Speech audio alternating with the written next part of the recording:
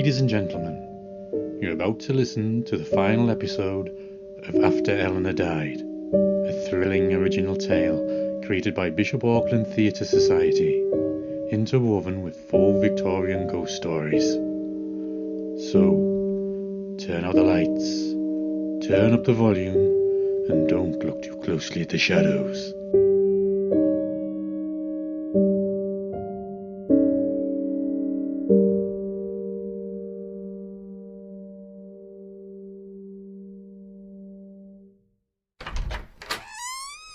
Here you are. As we're in the kitchen, shall I make us some tea? I'll put the kettle on.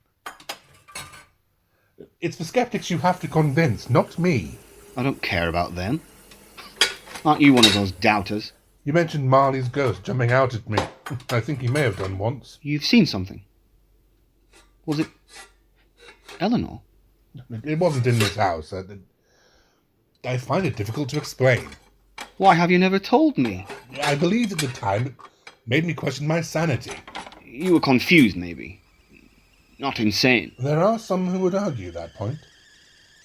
At the time, I would have said I'd encountered something paranormal, but now, with the passage of time, I can't be sure what's real anymore. Can you tell me what you remember?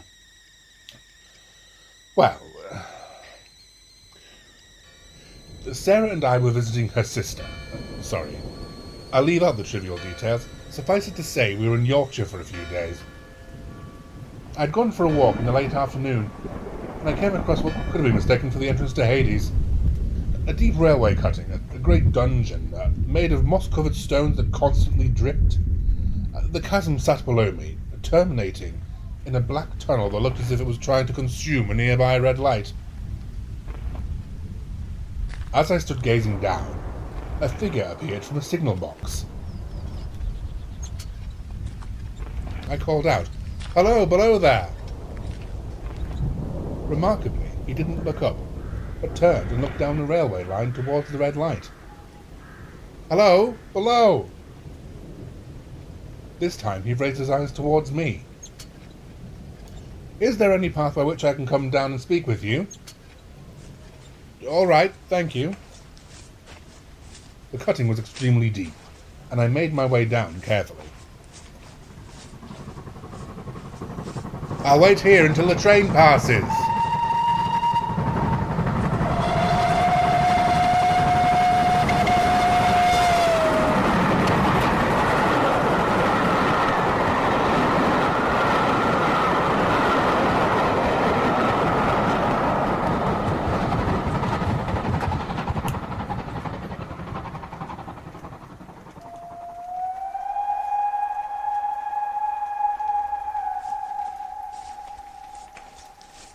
This is a lonely post to occupy, but at the same time truly fascinating.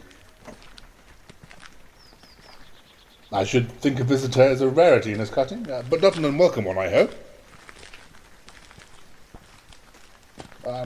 Is that red light in the tunnel in your charge?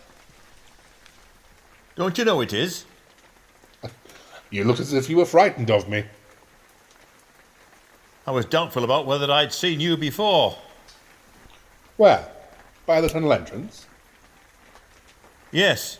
My good fellow, what would I be doing there? I was never there, you may swear it. I think I may.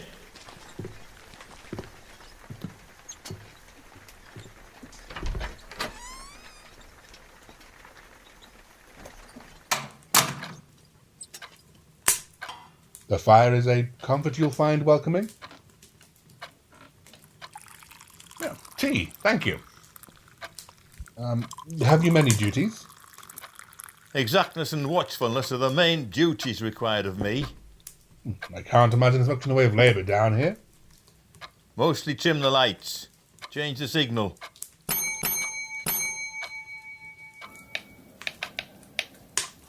Surely the long hours with little activity frustrates the mind. I know it would mine. I've grown used to it now. I found time to teach myself a language, mostly by sight. I'm not sure about the pronunciation, or if you can call it learning. but I try. Oh, that's most commendable. Is it necessary while you're on duty to remain in this channel of cold, damp air? It depends upon the time and circumstance. But I'm always at the mercy of the electric bell. It seems the bell rules your life.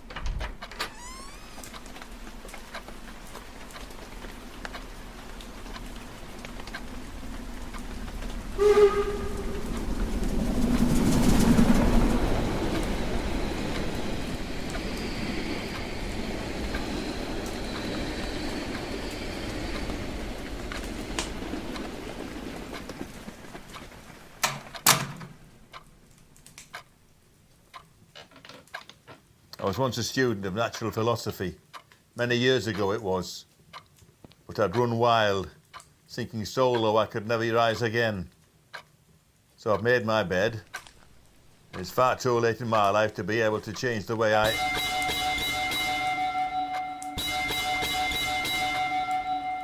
You make me think I've met with a contented man. I used to believe so myself.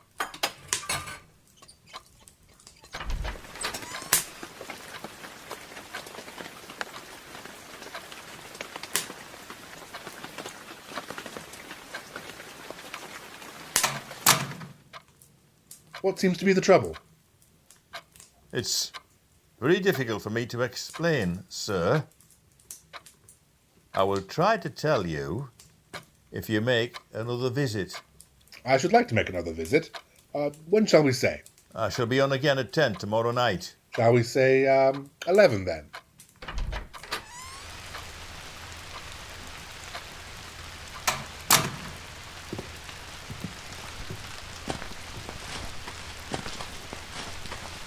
I'll show my light, sir, till you get to the top. When you're there, please don't call out. Very well. And when you return, don't call out. Let me ask you a parting question, if I may. Of course. What is it?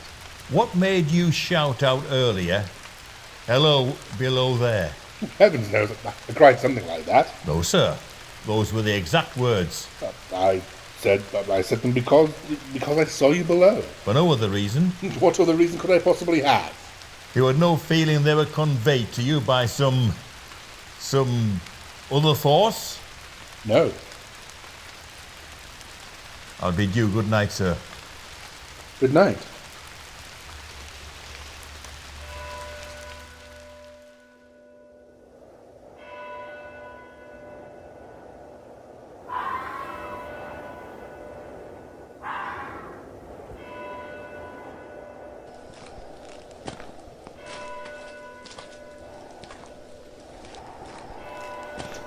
I have not called out as you asked. May I speak now? By all means, sir. A good night, and here's my hand. A good night. And he is mine.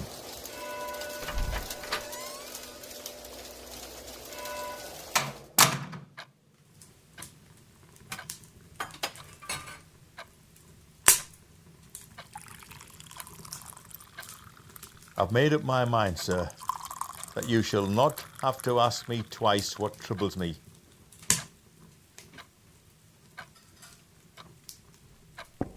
I took you for someone else.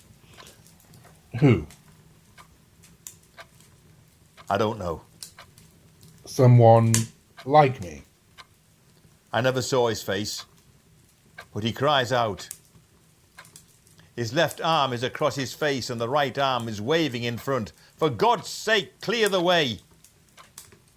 One night, I was sitting here when I heard a voice cry out, "Hello, below there."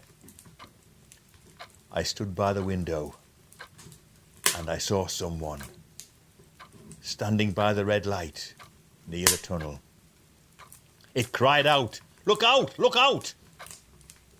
I ran outside towards the figure and it still kept its arm across its face. I stretched out to pull the sleeve away. Then it was gone.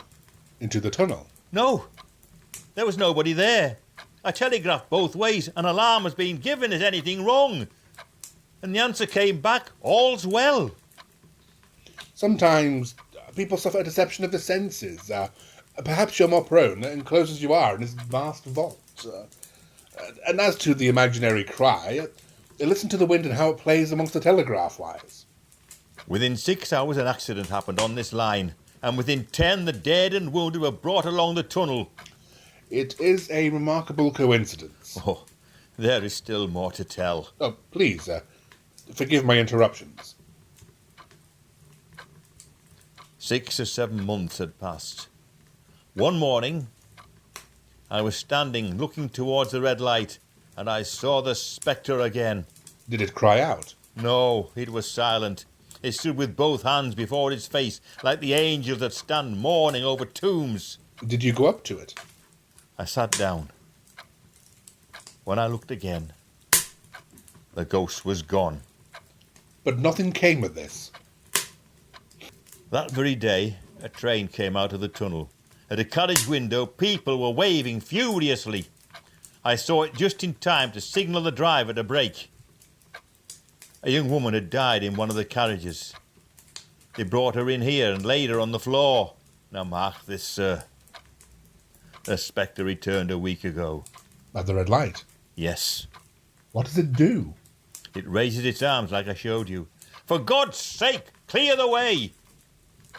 I have no rest. It calls for many minutes. Below there! Look out! Waving to me. It rings the bell. Did it ring the bell when I was here last? Twice. Why, you see how your imagination misleads you. My eyes and ears were on the bell, and it did not ring at any other time. The ghost ring is different to the others. And was the spectre there when you looked out? It was. Both times. Both times. Will you come down to the track with me and look for it now? Follow me.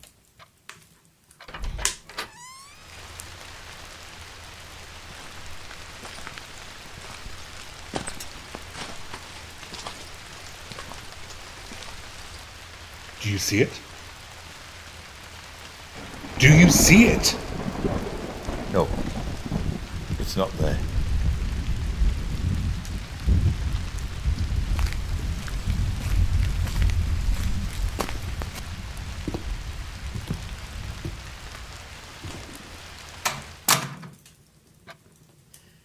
What does the spectre mean?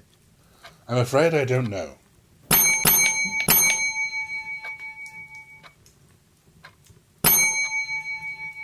It's not to be doubted a third time. Why is it haunting me instead of telling me how to avert the danger?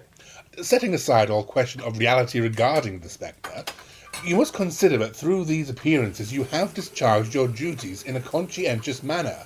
You are a good man, sir. I thank you for your kindness. I shall stay here with you till morning. I can easily sit in front of the fire. There is no need for you to stay. I appreciate your concern for my well-being, but my duties will focus my attention elsewhere, and I'm starting to feel calm, thanks to your good words. If you're sure, then I will take my leave and return first thing in the morning. Take the lamp, sir, to find your path. I have another I shall light. Till tomorrow, then.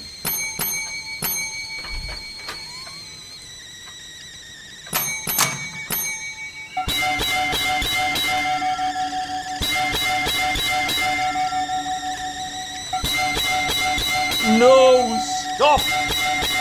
Please, stop!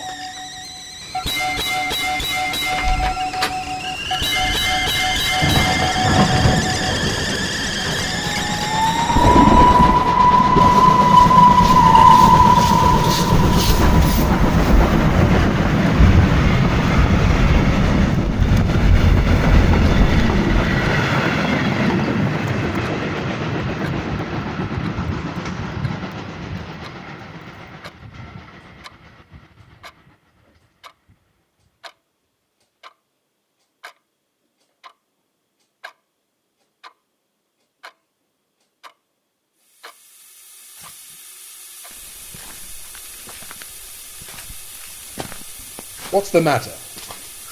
The signalman's been killed, sir. Not the man belonging to the box. Yes, sir. The man I know. You'll recognise him, for his face is reasonably composed. How did this happen? How? He was cut down by the engine. No man in England knew his work better. Tom was driving. Tell the gentleman what happened, Tom. We were coming round the curve in the tunnel, sir. I saw him at the end. He didn't seem to take heed of the whistle.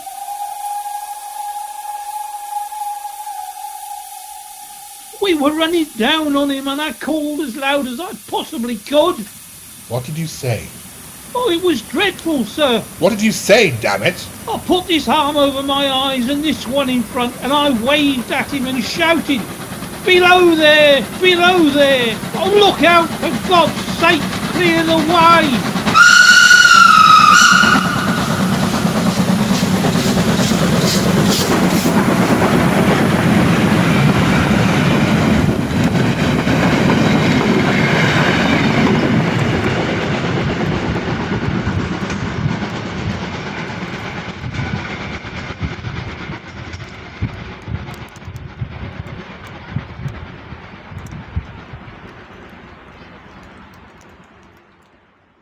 It all probably comes down to a set of curious circumstances.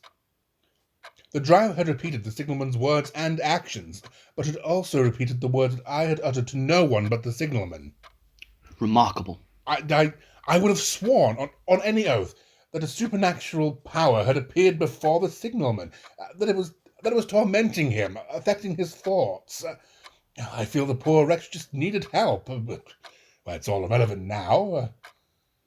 So there's the story of the ghostly spectre and its portents.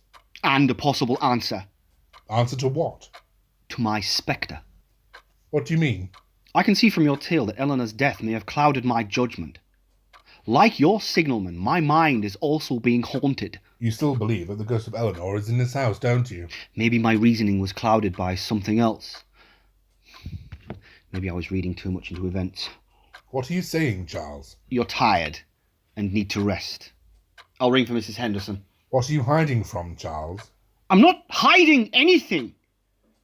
I just need you to sell this house, nothing more. Why do you believe your wife is still here? Because she loved me. I've told you. It's more than that. Edward, please stop this. She doesn't haunt this house. She haunts your mind, doesn't she? Why? Because I loved her.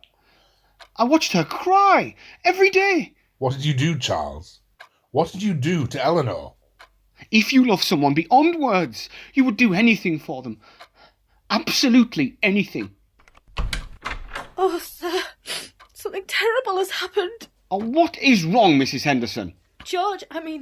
Constable Jones, he needs to speak with you. It's very important.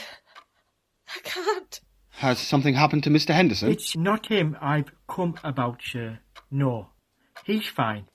I believe you're a friend of Mr. Edward Trevelyan. Mrs. Henderson, what about Edward? What's he done? Take a seat. Edward, pour Mrs. Henderson a drink. Edward? Maybe he's gone to get some water. I'm afraid that's not possible, sir. That's why I'm here. He died early today. Died? You're mistaken. He's been with me all afternoon. I always look forward to seeing him. Now he won't be coming back. You showed him in here. There's only been the two of us in the house, sir. There was a knock earlier. There was no one there. And when I brought the post earlier, I noticed the whiskey had gone down a lot. I have not been drinking, Mrs. Henderson. Edward was here. He was in this house. There's no need to shout. I poured him a drink. I placed his glass on the desk. Here. We used this board. He brought some documents. His coat. He was here, damn it. I don't think that's a good idea right now, sir. Don't you? Well, how the hell do you know what's good for me? I realise it's been a bit of a shock for you, but you have to try and calm down. Stop telling me what to do. As it doesn't help anyone, does it, sir? There was an accident on the railway, and Mr. Trevelyan, there was a number of deaths. Perhaps I shall go and put the kettle on and make us a pot of tea. I'm in no rush to get back. No, you won't. I'm perfectly capable of making a pot of tea in my own kitchen, thank you.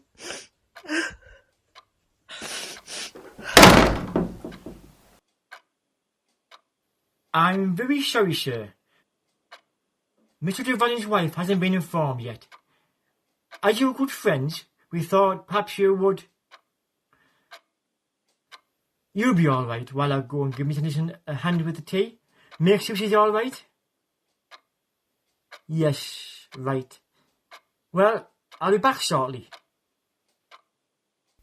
You're quite certain? I'm afraid so. I saw him myself. He was. Yes, sir.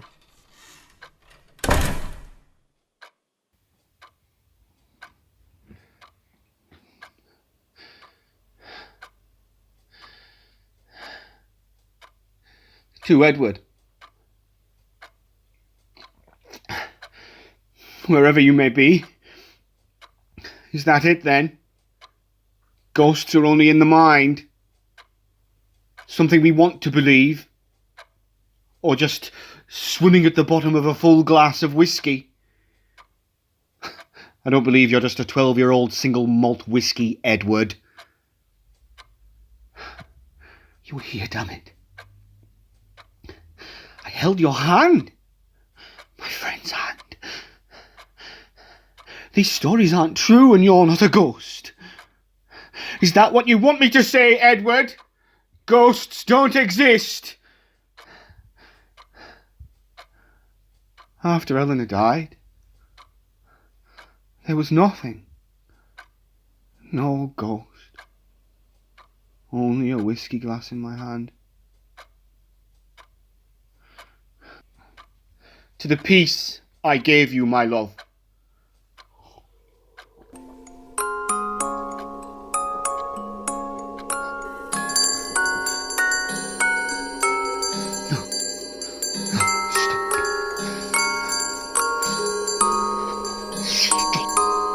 Get out of my head.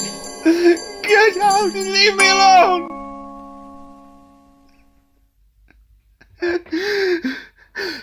Believe me of all those endearing young charms which I gave I didn't want to do it to you, Eleanor. today. I couldn't watch you suffer anymore. Tomorrow and please in my arms like Eleanor, fairy gifts fading I love you. That would still be a dot as this moment Stop. I'm sorry, Eleanor. loveliness fade as it will, and around Stop. it will ruin each wish Leave me alone. would entwine itself ardently still.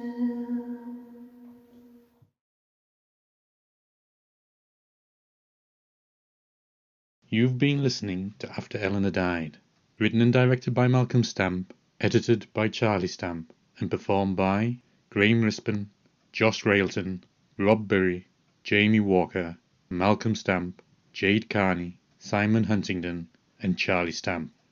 If you enjoyed this performance, please consider donating to help keep amateur theatre alive in our town.